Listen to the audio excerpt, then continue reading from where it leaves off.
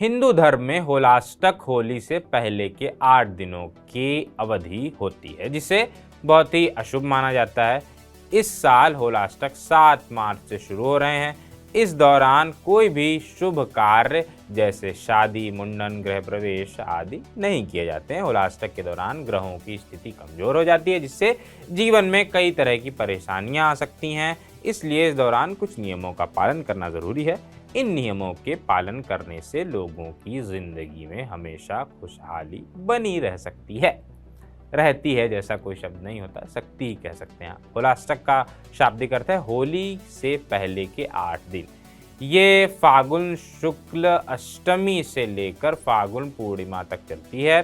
शास्त्रों के अनुसार होलाष्टक के दौरान ग्रहों की स्थिति कमजोर हो जाती है, जिससे नकारात्मक ऊर्जा का प्रभाव बढ़ जाता है। होलाष्टक के दौरान भगवान विष्णु, भगवान शिव और हनुमान जी की पूजा करने से ग्रहों की शांति होती है और नकारात्मक ऊर्जा से मुक्ति मिलती है। होलाष्टक के दौरान दान पुण्य करने से भी ग्रहों की शांति होती है और जीवन में सुख समृद्धि आती है।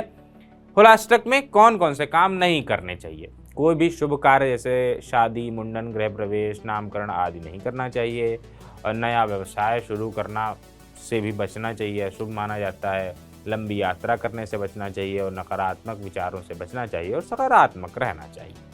क्रोध नहीं आना चाहिए और मतलब करना चाहिए, वो तो वैसे भी नहीं करना चाहिए, पर इस दौरान कहते हैं ज़्यादा थोड़ा सा सतर्कता बरतनी चाहिए, शांत रहना चाहिए। साथ ही इस समय किसी का भी अपमान नहीं करना चाहिए। हालांकि ये जेनरिक बातें कभी भी नहीं करना चाहिए। होलाष्टक के समय क्या काम करने चाहिए? भगवान की पूजा करनी चाहिए और मंत्रों का जाप करना चाहिए, जैसा कि हमने बताया शिव, विष्णु और हनुमान जी।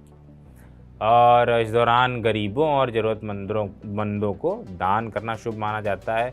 पितरों का तर्पण करना भी शुभ माना जाता है। सकारात्मक रहना चाहिए और नकारात्मक विचारों से बचना चाहिए। और इस समय धार्मिक पुस्तकों का पाठ करना चाहिए। तुलसी की भी पूजा की जा सकती है। ग्रहों की शांति जो कि हमने बताया ग्रह कमजोर हो जाते हैं, तो ग्रहों की शांति के लिए अभी क्या करना चाहिए? सूर्य को मजबूत करने के लिए गुड़, गेहूं, तांबा, माणिक और लाल वस्त्र का दान करना चाहिए। चंद्रमा को मजबूत करने के लिए दूध, दही, चावल, चांदी, मोती और सफ़ेद वस्त्र का दान करें। और मंगल को मजबूत करने के लिए मसूर दाल, गुड़, लाल वस्त्र, मूंगा और तांबे के बर्तन का दान करना चाहिए। इसके अलावा बुध भी कमज़ोर है, तो बुध उसके लिए क्या करना चाहिए? हरी सब्जियां, हरा वस्त्र, पन्ना, मूंग दाल और कांसे के बर्तन का दान करना चाहिए। गुरु को मजबूत करने के लिए चने की दाल, हल्दी, पीला वस्त्र, पुखराज और सोने का दान करना चाहिए। यानी पीले का महत्व है बृहस्पतिवार में। जो बृहस्पति यानी गुरु, वही जो हम बात कर रहे हैं। जो लोग बृहस्पतिवार व्रत रहते हैं उनको इसका अंदाजा होगा भी।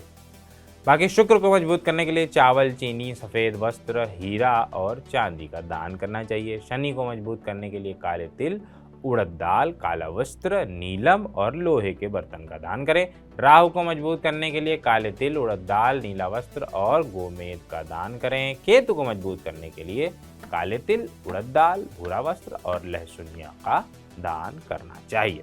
यानी अगर आप होलाष्टक के दौरान, यानी जो 8 दिन है होली के पहले के, इनमें यदि आप जो हमने बताया उनका पालन करते हैं तो सुख, शांति और समृद्धि बनी रहेगी, आती रहेगी।